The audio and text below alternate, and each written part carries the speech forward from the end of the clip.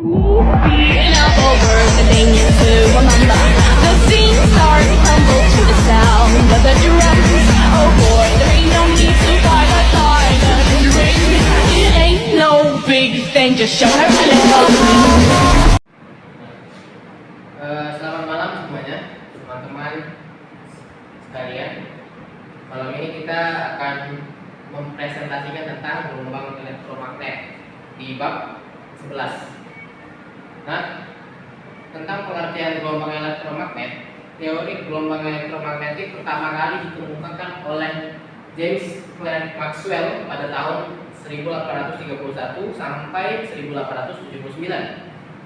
Gelombang elektromagnetik adalah gelombang yang memancar tanpa media lambat yang membawa muatan energi listrik dan magnet, atau bisa disebut juga elektromagnetik.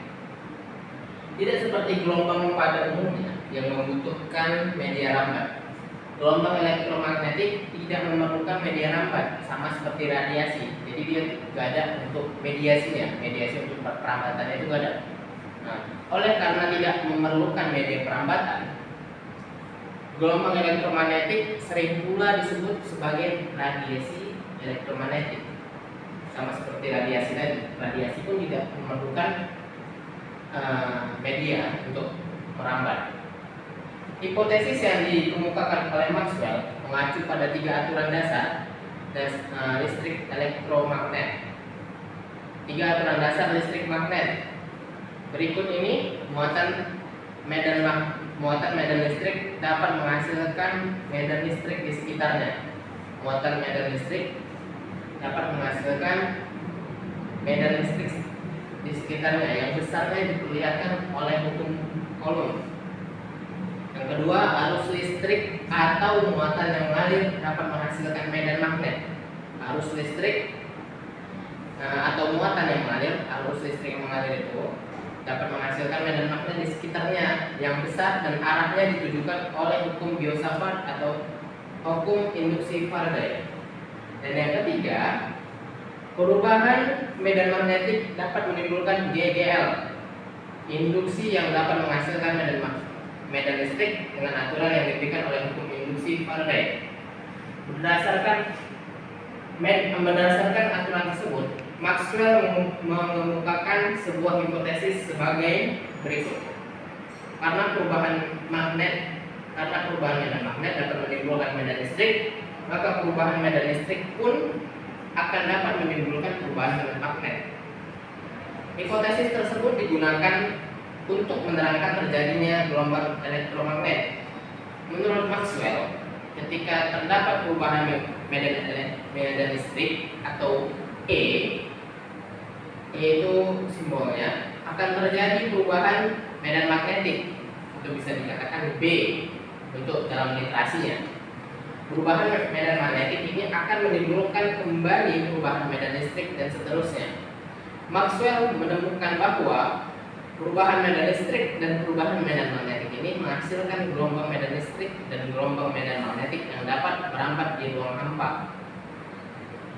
Gelombang medan listrik atau yang dikatakan K tadi dan medan magnetik yang bisa kita katakan dalam literasinya itu penulisannya B, inilah yang kemudian dikenal dengan nama gelombang elektromagnetik. Ada gelombang medan listrik sama ada gelombang medan magnet. Arah getar dan arah ramah gelombang medan listrik dan medan magnetik saling tegak lurus. Nah, atau bisa dilihat dalam gambar tersebut. Apa tadi yang dibilangnya? Yang dikatakan di sini adalah arah getar dan arah rampat. Arah getar dan arah rampat medan listrik dan medan magnet saling tegak lurus. Dapat dilihat pada gambar ini. Sehingga gelombang elektromagnetik termasuk gelombang transversal. Perambatan gelombang elektromagnetik, Maxwell menyatakan bahwa kecepatan gelombang elektromagnetik memenuhi persamaan. Nah, persamaannya itu C per U apa ini? Bukan. Ini 1 per kuadrat dengan ini lagi ditulis ya teman-teman. C ini sebagai pengertiannya laju perambatan elektromagnetik dalam ruang hampa. Lalu yang itu yang di sebelah sana yang kayak huruf M terus ada tulangan kecilnya, permeabilitas ruang hampa atau 4 kali 10 minus 7 ns kuadrat per c kuadrat. Lalu yang di ketiganya itu ada seperti huruf E, terbalik. Seperti huruf E, memang seperti huruf E, ada tanda bulan kecil di ujungnya. Itu permisivitas ruang hampa. Nah, permisivitas ruang hampa yang atau 8,85 kali 10 minus 12 c kuadrat per nm kuadrat. Nah, dari rumus tersebut ternyata kecepatan perambatan gelombang elektromagnetik bergantung pada permeabilitas listrik dan permeabilitas magnetik medium. Maka secara umum persamaan kecepatan perambatan gelombang elektromagnetik untuk berbagai medium adalah ini. Lanjut tadi kita sampai mana?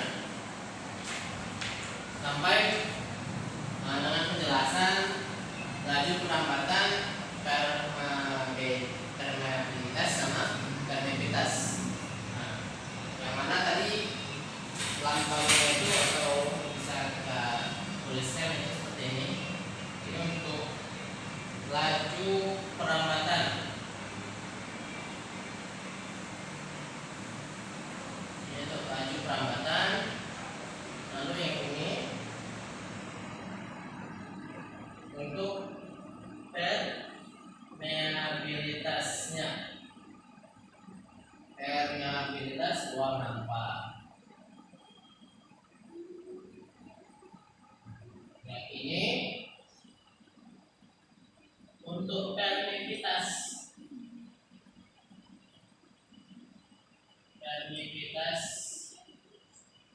ruang hampa.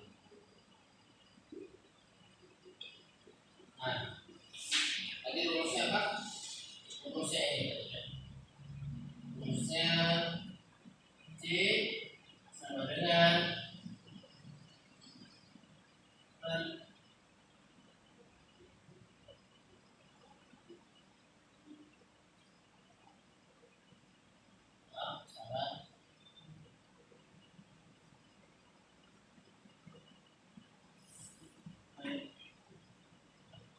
ini rumusnya tadi.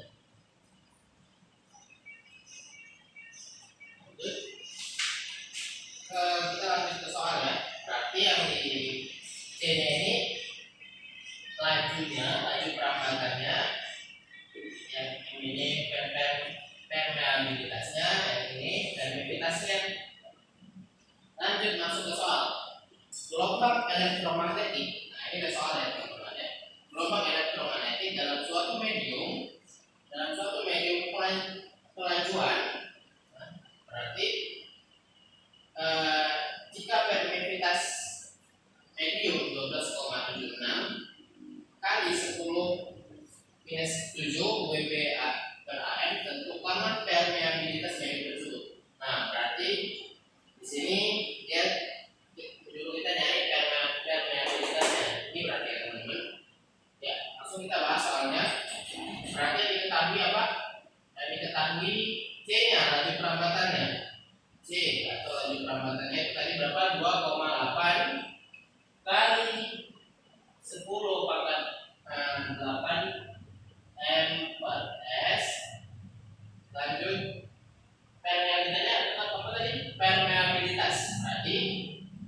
juga ada dibilang permeabilitasnya. Permeabilitasnya berapa? Permeabilitasnya ada 12,76 kali 10 minus pangkat plus 7 WB AM. Berarti kita ambilkan permeabilitasnya. Ditanya, ini kita menggunakan persamaan Maxwell ya teman-teman. Ditanya, kita masukkan rumusnya. C sama dengan 1 per R T. Karena di sini kan rumusnya kan untuk laju perambatannya. Karena yang ditanya permeabilitasnya, berarti yang di sini posisi yang C ini kita ganti ke permeabilitasnya.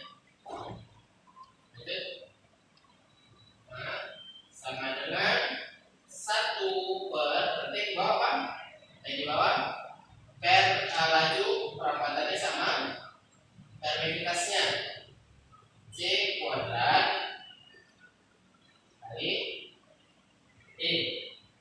Berarti kita tinggal masukkan nilai 1 per 1 per 2,8 kali 10 pangkat 8 tutup kurung kuadrat kurung 12,76 kali 10 minus pangkat minus 7 kurung. Dan tinggal mendapatkan hasil saja. Nah, hasil dari kejumlahan ini berapa ya? 2,7. Hasilnya adalah 2,7 kali 10 minus 3 WB AM. Jadi segini hasilnya teman-teman. Hasil dari pencarian permeabilitas. Itu juga kalau kita mencari laju perambatannya seperti tadi juga. Bedanya cuma ini aja. Lanjut kita ke pembahasan yang selanjutnya, percobaan gelombang elektromagnetik. Untuk percobaan gelombang elektromagnetik, sampai akhir hayatnya ternyata Maxwell yang kita jelaskan tadi, sampai akhir hayatnya ternyata Maxwell belum bisa membuktikan hipotesa tentang teori gelombang elektromagnetik. Pada tahun 1887, Heinrich Hertz, ilmuwan fisika yang pertama kali menguji hipotesa Maxwell ini dengan kumparan Gromov seperti yang ditunjukkan pada gambar berikut. Ini dia kumparan Gromov yang menguji. Nah, kumparan Gromov yang mengujinya itu ilmuwan fisika yang pertama kali menguji hipotesa dari Maxwell tadi. Kumparan Gromov untuk membangkitkan dan mendeteksi gelombang elektromagnetik. Nah, ini dia kumparannya, gambar ini. Seperti inilah kira-kira gambarannya. Kumparan Gromov tadi. Jika saklar S digetarkan, maka kumparan saklar S digetarkan, maka kumparan Gromov akan menginduksikan pulsa tegangan pada kedua elektrode bola di sisi A, elektrode bola di sisi A, sehingga terjadi percikan api karena adanya pelepasan muatan. Percikan bunga api di sisi A diikuti percikan bunga api pada kedua elektrode bola di sisi B. Sisi B-nya di sini ya teman-teman. Jadi diikuti kalau percikan bunga api dari A, dia mengikuti percikan bunga api pada kedua elektrode bola di di sisi B. Berdasarkan pengamatan ini disimpulkan terjadi pengiriman tenaga gelombang elektromagnetik dari sisi A atau loop pengirim ke sisi B. Nah, dari sisi A ke sisi B, atau bisa disebut sisi B ini loop penerima. Dalam percobaan-percobaan selanjutnya, Hertz berhasil mengukur kecepatan perambatan gelombang elektromagnetik seperti yang diramalkan oleh Maxwell, yakni 3 kali 10 8 ms. Sifat-sifat gelombang elektromagnetik yang didasarkan dari eksperimen tersebut adalah: 1. Merupakan perambatan getaran medan listrik dan medan magnet yang saling tegak lurus. Merupakan perambatan getaran medan magnet, medan listrik dan medan magnet yang saling tegak lurus terhadap arah rambatnya dan termasuk gelombang transversal seperti yang kita bahas tadi. Nah, muatan medan listriknya dan medan magnetnya itu saling tegak lurus. Gambarnya sudah dihapus ya teman-teman. Lalu yang kedua, tidak bermuatan listrik sehingga tidak dipengaruhi atau tidak dibelokkan oleh medan listrik atau medan magnet. Dan yang ketiga, tidak bermassa dan tidak dipengaruhi medan gravitasi. Lalu yang keempat, merambat dalam lintasan garis lurus. Dia merambat dari lintasan garis lurus. Yang kelima, dapat merambat di ruang hampa. Yang keenam, dapat mengalami pemantulan, pembiasan, interferensi, difraksi serta polarisasi. Lalu yang ketujuh, kecepatannya di ruang hampa sebesar 3 kali 10. Kecepatannya di ruang hampa sebesar 3 kali 10 8 m per s. Sini saya akan melanjutkan menjelaskan mengenai spektrum gelombang elektromagnetik. Berbagai jenis gelombang elektromagnetik hanya berbeda dalam frekuensi dan panjang gelombangnya. Hubungan kecepatan perambatan gelombang, frekuensi dan panjang gelombang dinyatakan sebagai C sama dengan F kali D. Seperti keterangan di atas, C adalah kecepatan perambatan gelombang, M sampai SF sama dengan frekuensi gelombang atau Hz.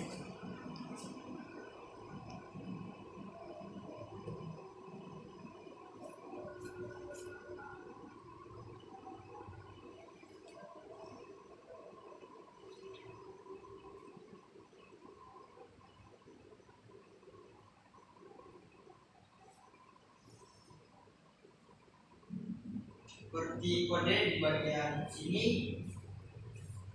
ini teman-teman, yaitu adalah panjang gelombang atau M.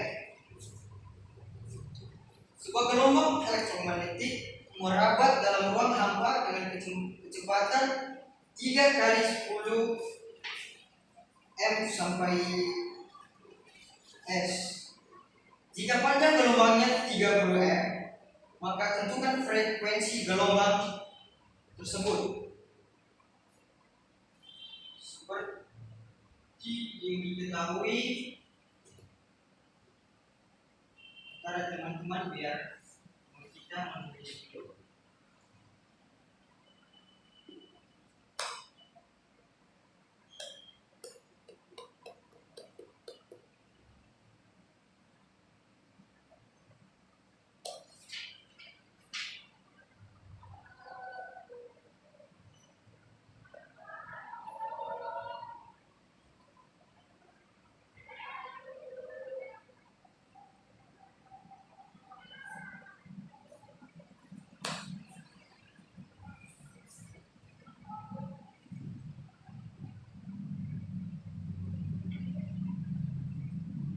Diketahui C sama dengan C sama dengan 3 kali 10 per 8 M sampai S. Yang bagian D sama dengan 30 sampai S. Dinyatakan F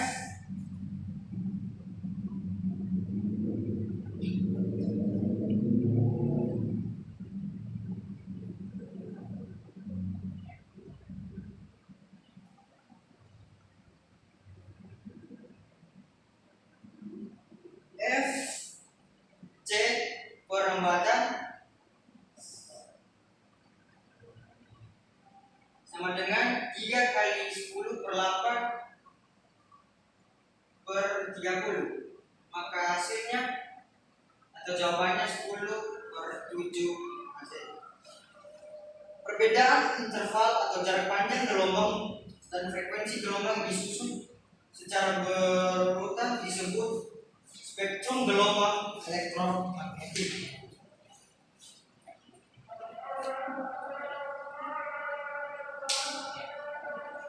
Seperti gambar ini, teman-teman ya.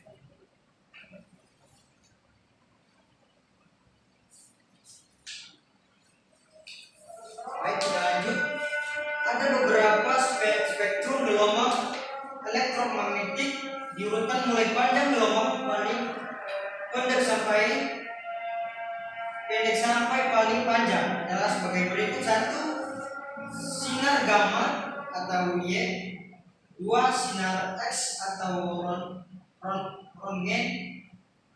3. Sinar ultraviolet atau UV. 4. Sinar tampak atau cahaya tampak. 5. Sinar inframerah atau infrared. 6. Gelombang radar atau gelombang mikro. 7. Gelombang televisi. 8. Gelombang radio. Baik teman-teman, kita lanjut. Aplikasi atau penerapan gelombang elektromagnetik pada kehidupan sehari-hari. 1. Sinar gamma.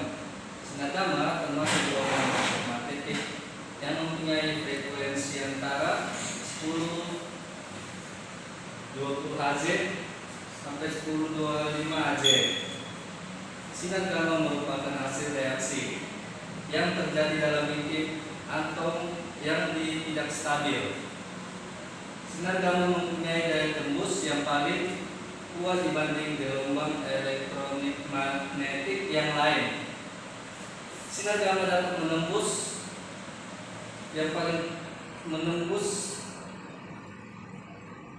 pelat besi yang tebalnya beberapa sentimeter.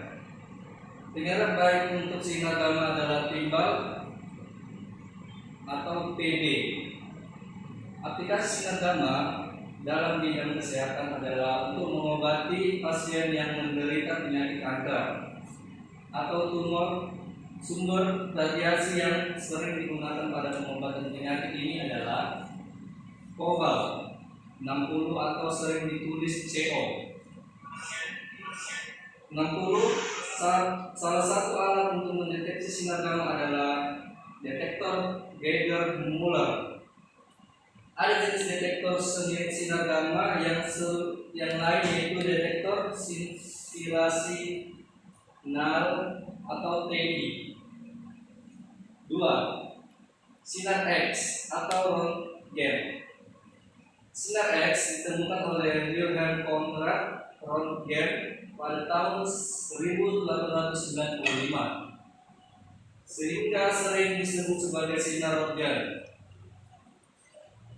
Sinar X termasuk gelombang elektromagnetik yang mempunyai frekuensi antara 10 Hz sampai 10 Hz. Sinar X merupakan hasil transisi elektron-elektron di kulit bagian dalam atom. Sinar X mempunyai daya tembus terbesar kedua sesudah sinar gamma. Sinar X dapat menembus daging manusia. Aplikasi sinar X dalam bidang kesehatan untuk mengecek pasien yang mengalami patah tulang. Sinar X juga digunakan di bandara pada pengecekan. barang-barang penumpang di pesawat. Di pelabuhan umum digunakan untuk mengecek barang-barang atau peti kemas yang akan dikirim dengan kapal laut. 3. Sinar ultraviolet atau UV. Sinar ultraviolet termasuk gelombang elektromagnetik yang mempunyai frekuensi antara 10-15 Hz sampai 10-16 Hz. Sinar ultraviolet ini merupakan hasil transisi elektron-elektron pada kulit atom atau molekul. Sinar ultraviolet tidak dapat dilihat oleh mata telanjang, tapi sinar ini dapat dideteksi dengan menggunakan pelat-pelat film tertentu yang peka terhadap gelombang ultraviolet. Matahari merupakan sumber radiasi ultraviolet yang alami. Sinar ultraviolet yang dihasilkan oleh matahari tidak baik pada kesehatan, khususnya kulit. Jika mengenai manusia terlindungi dari sinar ultraviolet dari matahari karena adanya lapisan ozon dan atmosfer yang berfungsi menyerap sinar ultraviolet ini. Aplikasi ultraviolet banyak dipakai di laboratorium pada penelitian bidang spektroskopi. Salah satu contohnya yaitu untuk mengetahui unsur-unsur yang ada dalam bahan-bahan bentuk. Yang keempat, sinar tampak atau cahaya.